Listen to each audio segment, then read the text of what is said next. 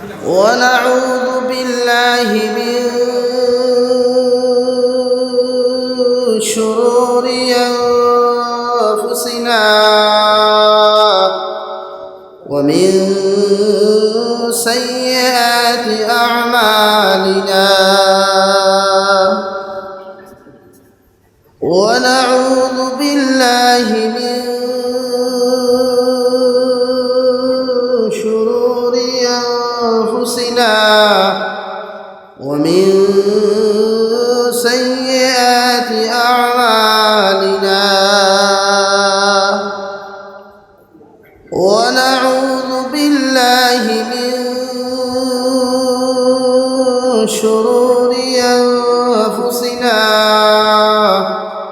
ومن سيئات أعمالنا من يهده الله فلا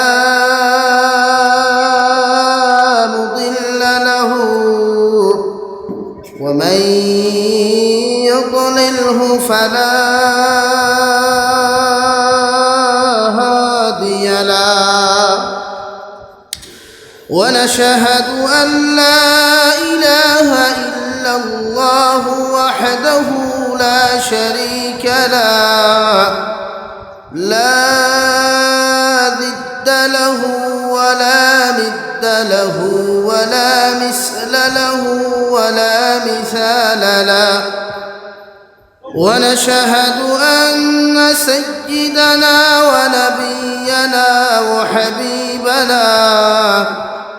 وشفيعنا وإمامنا ومولانا محمدًا عبده ورسوله الذي أرسل إلى الناس كافة بشيرا ونذيرا وداعيا إلى الله بإذنه وسراجا منيرا أما بعد فقد قال الله سبحانه وتعالى في كلامه المجيد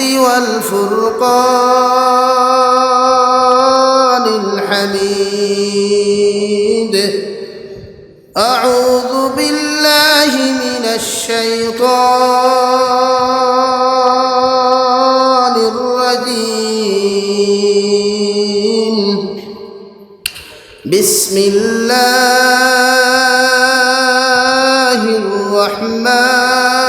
الرحمن الرحيم وقضى ربك ألا تعبدوا إلا إياه وبالوالدين إحسانا إما يبلغن عندك الكبر أحدهما أو كلاهما فلا تقل لهما أف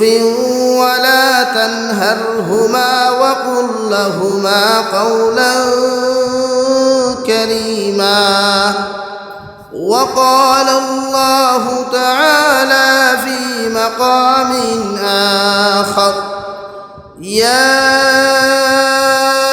أيها الذين آمنوا اتقوا الله حق تقاته ولا تموتن إلا وأنتم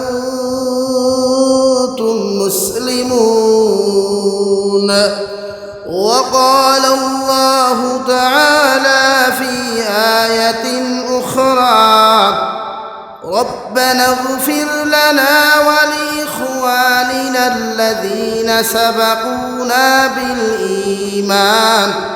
ولا تجعل في قلوبنا غلا للذين آمنوا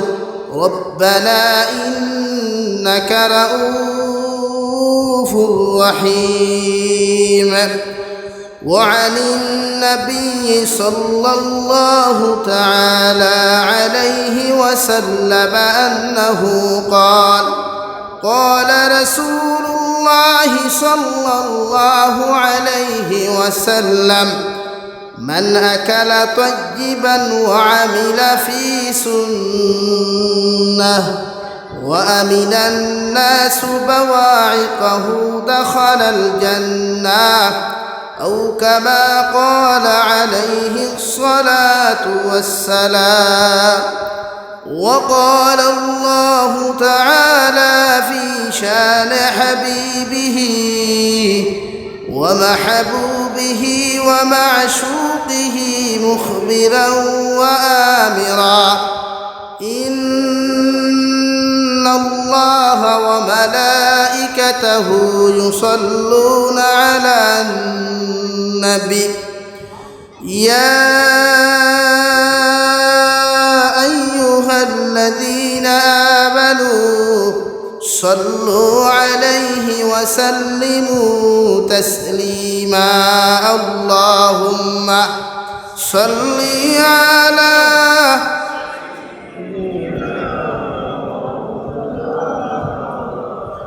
وعلى